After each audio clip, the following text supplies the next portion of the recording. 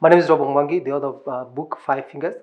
Today I'll be talking to us about imports and how that is not working for Africa. We'll take an example of the Kenyan situation. Our current economy, which is mostly a consumer market, is comparable to a heart that doesn't have a way of bringing back the blood from our legs to itself for recirculation. We have about 5 liters, but believe it or not, from that 5 liters, we circulate about 7,200 liters of blood on a single day. How is that possible? Again, it's simply recirculation. When you have an economy that doesn't circulate money within an economy, uh, that's that basically an economy that is destined for a collapse. When we have all these import and creating infrastructure that is bringing more imports, we create conditions for us to collapse. And for that, before we collapse, what do? We have to get massive transfusion. And that massive transfusion comes from debt because we don't have an economy that is generating wealth from within. So that the shilling that I spend today ends up in China, ends up in when I buy toys, clothes, shoes, and most of the things that we import from China. It end up in Japan when I buy a car, end up in Dubai or Middle East when I buy petrol. So literally the shilling is basically just taking off from Kenya. Does it have a way of coming back? Are we exporting anything? Very little. So the tea and the herbs of avocado and coffee that we export brings back only maybe 20%. And so we have to be hooked to massive transfusions for us to be able to sustain our economy. That other 80% comes in the name of debt from what we call developmental partners, which I think is a wrong term. This World Bank, IMF, African Development Bank, and that is never enough. So we are having all these transfusions to do what we should have done by creating things ourselves using our 5 fingers. And so we have to depend on others like UK aid, US aid, and even now China aid. And as if, and we call them aid as if these grants are not going to be payable. They are debt obligations that have to be paid. And that is not enough. So the transfusion, the blood has to come from somewhere else. It's never enough from this, what I call blood merchants.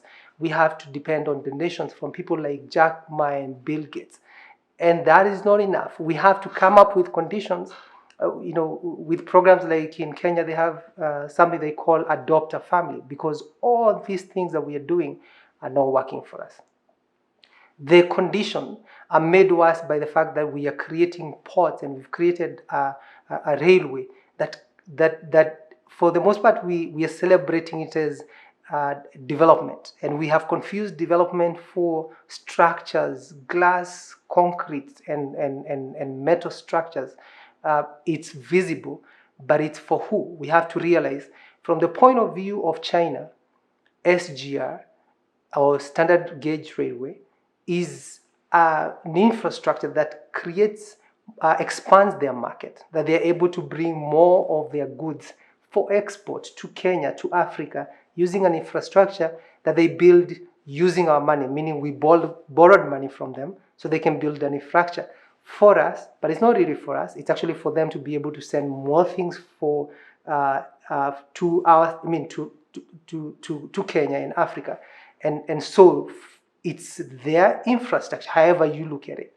And yes, we cannot cry over spilled milk, but it's realizing that we cannot continue to work this way. Our economies are not going to work. This is not going to work for Africa. And we have to chart a different path. And this path is making with our hands, because what these imports are doing, whenever they're coming from, and mostly coming from China, what they're actually doing is killing the skills that remains in Africa to make things for ourselves. And also takes away the condition, even where we don't have the skills to make those things. It takes away the conditions for us to be able to see the need to create those things. But eventually, if we do not do something to be able to train our kids, our grandkids, these conditions can only end up into a collapse, because anytime we have a system that does not have circulation, end up having what we call hypovolemia, or the volume is so low, the system basically does not have, it's like a balloon that doesn't have enough air. What does it do? It basically deflates. And the only way to keep that balloon, or to have that balloon maintain its own shape, is by having enough air in it. How do we do that? We do that by training our kids. With the current kind of training programs that we have in our schools and our university, is we're training managers to manage what? If you do not make things in Africa, we don't need managers, because you have to have things, whether you're talking about money, man, machines, the 3 M's to manage, you have to have that. And for the most part, we have no factories. We have no processes that make things in Africa. And so minting millions of kids who are graduates in management does not help, and is not going to work. And the solution, I would say, is actually not necessarily having technical schools. It's simply even using those universities and making them practical. That we can, we have engineering schools, as it is right now in most of our universities, and we are still importing engineers from China. That's why we have SGR being built by China. If we needed it, which we didn't need, we would have been able to do it using our engineers. But how?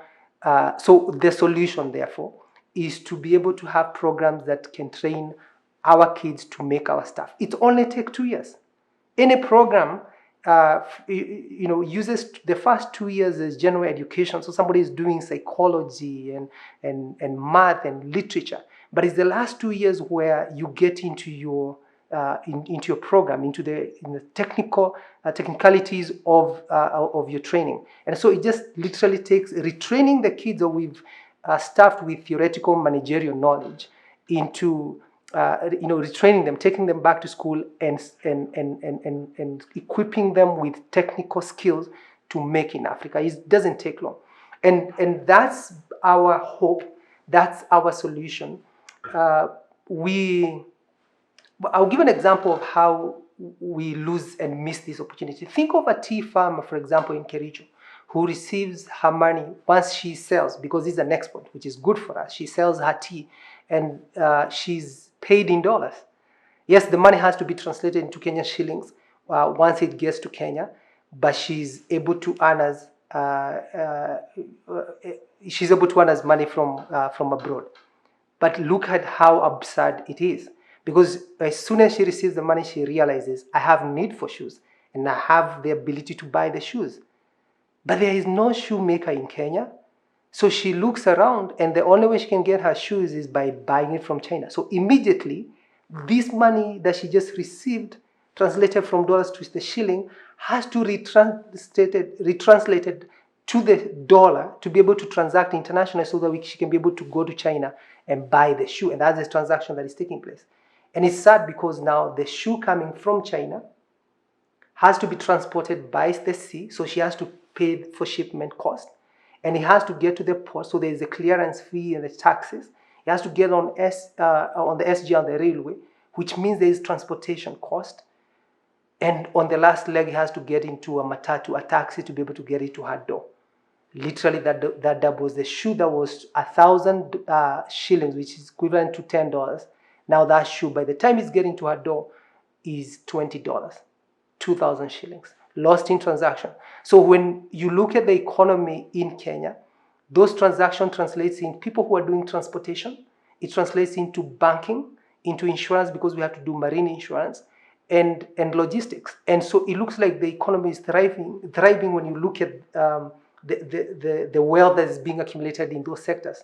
But it's because of the failure of imagination or vision, where a shoe doubles in value simply because we could not make it in Africa. And the making of it in Africa, this is what it does. That now her ability, she's receiving, if we were able to make the shoe in Kenya, for example, it means now her son will be working in that factory. Now we are creating job for her son. We are creating jobs for her neighbor. But when that shoe is made in China, the son is idle and most likely will turn into a criminal, or a drunkard. And that's basically what happens in, for example, in central Kenya, because of idleness, of capacity of young people who are supposed to be helping Africa to take off. The youthful population, 75% of which is less than 35 year old. In fact, 60% of all Kenyans are less than 24-year-old. Those are conditions for us to take off. Imagine we trained all these kids to make our shoes, to make our clothes, to make our furniture, to grow our apples and our oranges. Imagine the kind of an economy we would have. People would have jobs. But the reasons why we don't see that is because we are celebrating development that is visible. But that's the blindness of visibility. And for us to be able to take off as Africa, we have to make it. We have to make in Africa. We have to use our 5 fingers. We have to make it now, not tomorrow. Otherwise, our grandkids are going to be freedom fighters. Because yes, that's the only way, is the logical path, is that you have people who are idle and they realize the system makes money off of them, and you're basically going to create revolutions, and freedom fighting will be the next thing. And the total failure of that will be enslavement of an entire nation, the enslavement of an entire continent, the enslavement of our grandkids. We can stop that by using 5 fingers. 5 fingers now. There is no time to spare. Thank you.